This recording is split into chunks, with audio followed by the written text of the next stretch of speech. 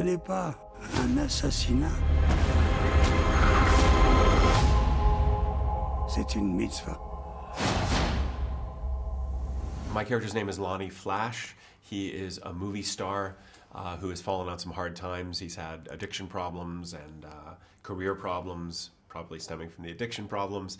You know, I would say he wants to be one of the great movie actors of his generation, but he's becoming a bit of a joke, you know, doing kind of bad action sequels to movies just to make money.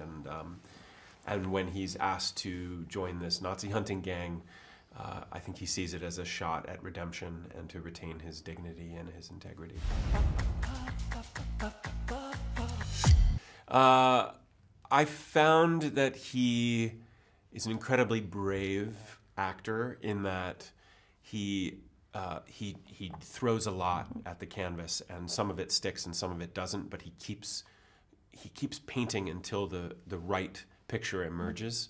He never seemed like his self-esteem was dependent on the last take he did. He knows himself as an artist, and he knows he's gonna have some failure and some success, and he just keeps going. And there was something very inspiring about being around someone who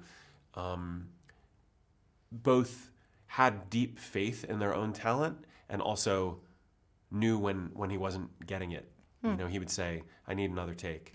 And then he would do something and it would just be so brilliant and so different. And he wasn't afraid to throw a lot out and see what, you know, he's a real artist, and he's a real brave artist. I think ultimately the bigger risk is to keep doing the same thing over and over again and not challenge yourself. That ultimately will atrophy your talent and your skills because you are very constricted about what you'll play. I'm not one of those people that needs to be acting all the time. Like, I do a lot of other things, and I'm very happy to do a lot of other things.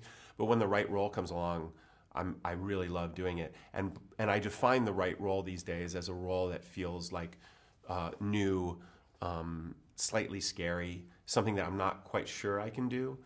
Basically, like, I'll get roles, and then I'll get them, and then in the middle of the night, before I've started filming, my eyes will pop open, and I'll think, there's been a terrible mistake, and I don't think I can do this, and they're going to find out I'm a big fraud, or I'm going to be the weak link, whatever your mind kind of says all these stories. And then I show up, and I told some people that I discovered the character by getting the facial hair and getting the costume on, and I thought, oh, I see this guy, and he didn't look anything like me. He didn't look anything like other guys I'd played. It changed my body, it changed my voice, it changed the way I walked. And I suddenly just understood this guy in a fundamental way. But I have to show up and actually do the role to prove to myself that I can do it. But being scared of something and thinking that it's a risk is actually a sign that you're probably on the right track. Because if something's too easy, especially at this point in my career, if it's too easy, I don't understand even why I'm doing it. It's not enough to get me out of bed or get me away from the guitar or something. That I'll just do other things if I'm not challenged. There's a lot of people that don't watch that show and will only know me as this character or another character. But then there's this army of people that are obsessive about How I Met Your Mother and almost get offended that you continue acting after that show. They were like, stop it, you are this person forever, and that's who we need you to be.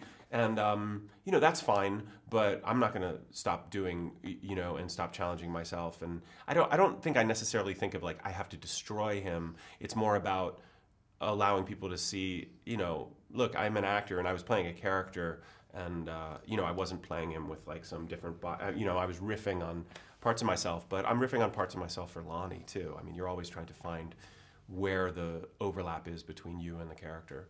So yeah.